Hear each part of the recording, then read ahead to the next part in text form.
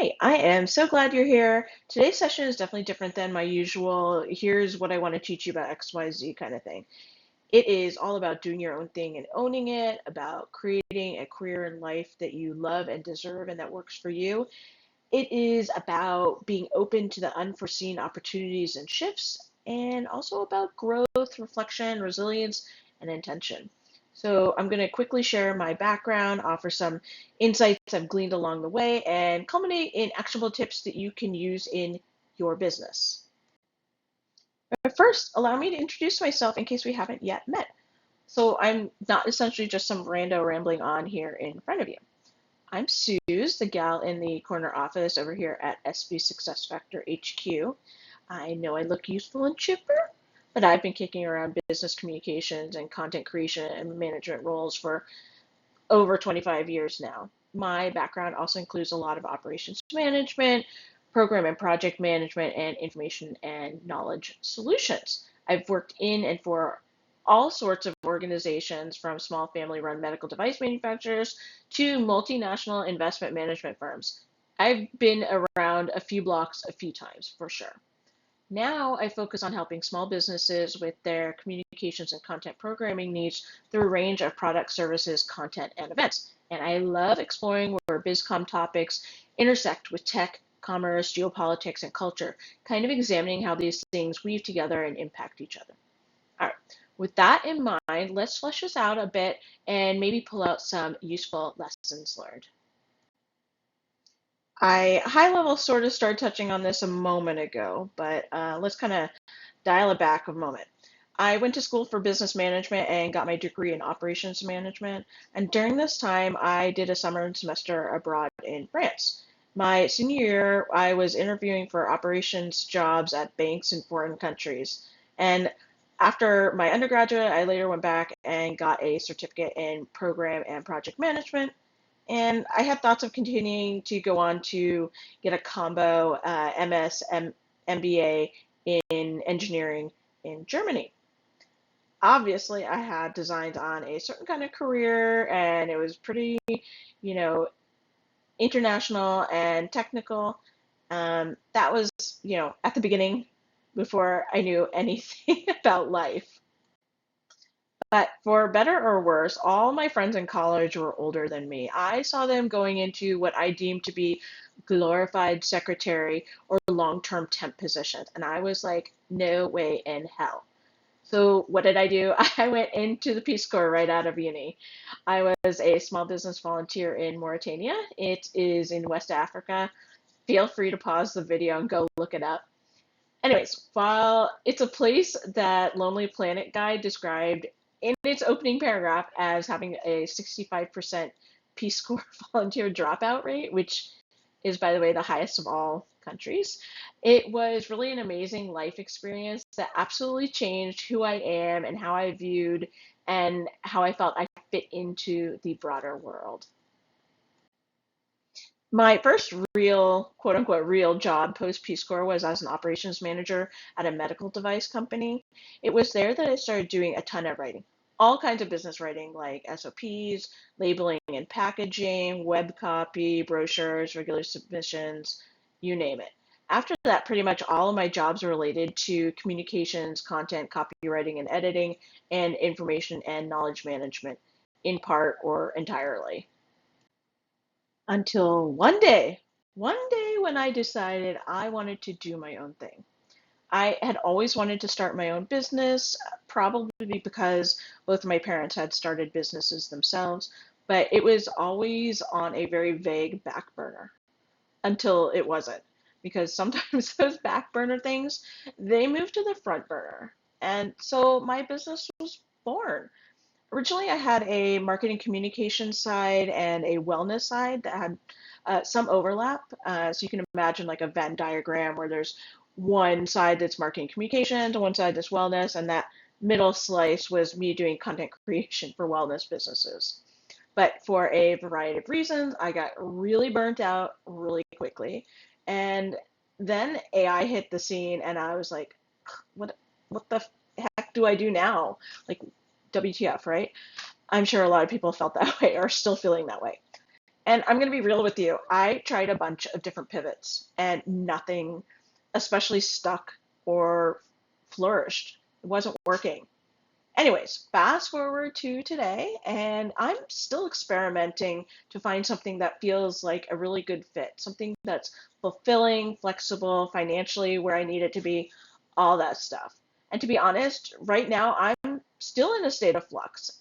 I'm exploring a range of options, and some of which will radically and fundamentally change the scope, scale, and nature of my business.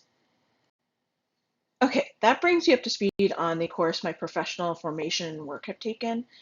Let me tell you, where I am today is so not where I thought I'd be. My path is absolutely not the one I had originally set out on or envisioned for myself. So what happened? I mean, I was definitely the kind of person who mapped life out, and I still am to some degree. Like for decades, I knew where I wanted to go to school and when I wanted to meet my future spouse, when I wanted to have kids, take over the world. And that was really comforting slash empowering to me. So why did I deviate? Well, it wasn't really by choice, actually.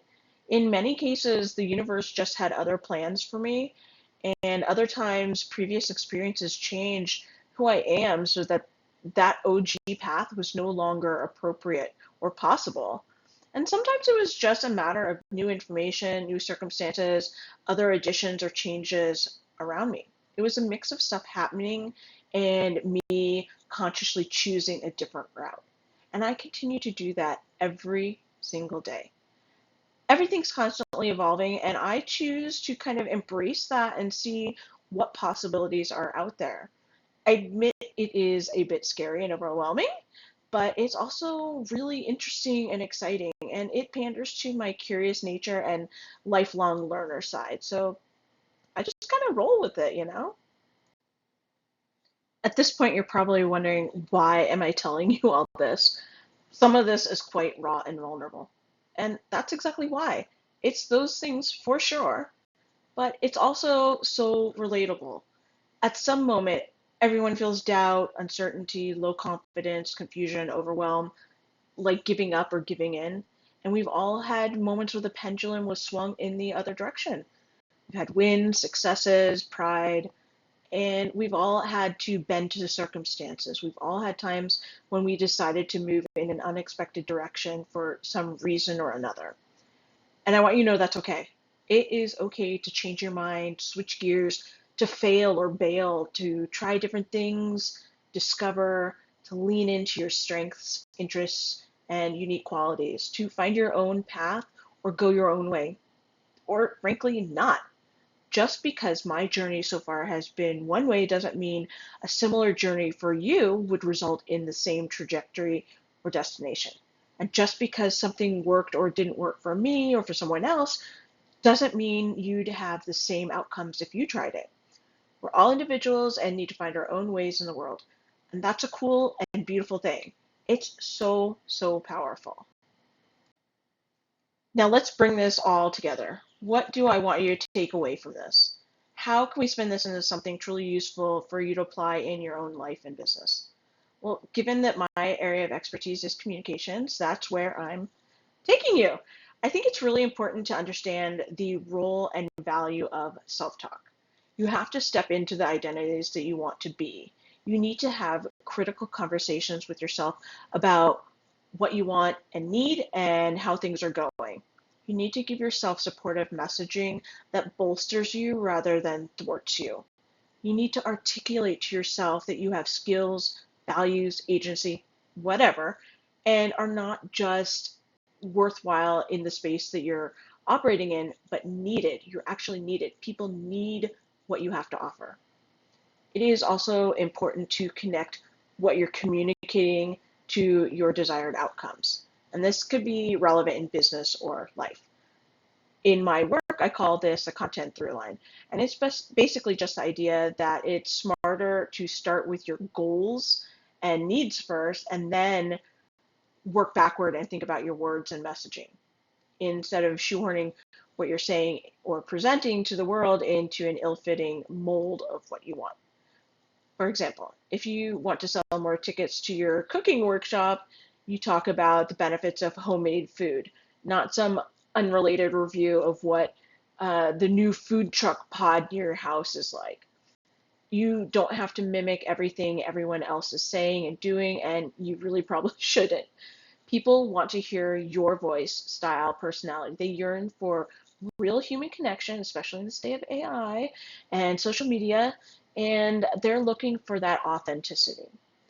Now, I don't want to overload your brain, so I'll finish with one more takeaway, and that is communication is more than mere words. It's also pictures, colors you've chosen, branding, tone, and cadence. It's your body language, your environment, how you decided to dress, and so on. It's the portfolio of products and services you offer. These things all communicate bits of information about you and your business, and they can lift you up, keep you bumping along in neutral, or bring you down. So your best bet is to keep this in mind so that it can reinforce what you're saying and not undermine or sabotage it. And you can leverage this in a number of ways, like dressing for the job or dressing to attract the clients you want, or maybe organizing your workspace to help you get into that flow state you're always seeking, or creating a product suite that you enjoy making and sharing because it will really show. Now, none of this stuff needs to be pretty or perfect. And in fact, I think open, honest, and intentional is way more valuable and much more productive in the short and long term. I don't want to leave you empty handed saying, go off and communicate better so you can achieve your dreams without giving you a tool to help you do so, at least in your business, because otherwise that would be cruel, right? If you'd like, you can go get this freebie I have for you, the Strategic Content Clusters. You will find the link to it on the page. This handy resource has some done for you and blank content clusters, which are a tool you can use to help you with brainstorming and organizing your ideas, in this case for creating content for your business. It has instructions and other guidance in there so you can start using it right away. Again, it's free and I think you'll find it really useful. So go get it. All right, my friend, that is it for us today. Thank you so much for spending some time with me. I hope that you give yourself the space and the grace to develop your personal approach to business and life. And when you show up for yourself in a way that is just so you, you're able to show up for everyone and everything else that you care about, which is just, oh, chef's kiss, so sweet, right? And I invite you to stay in touch. And the easiest way to do that is to grab the freebie and get on my email list and or join the free SB Success Factor group on Facebook. These are where I share helpful info and insights and really try to stoke conversations that help us all grow and move forward. With that, I wish you a great rest of the day. Feel free to reach out with questions. Otherwise, bye.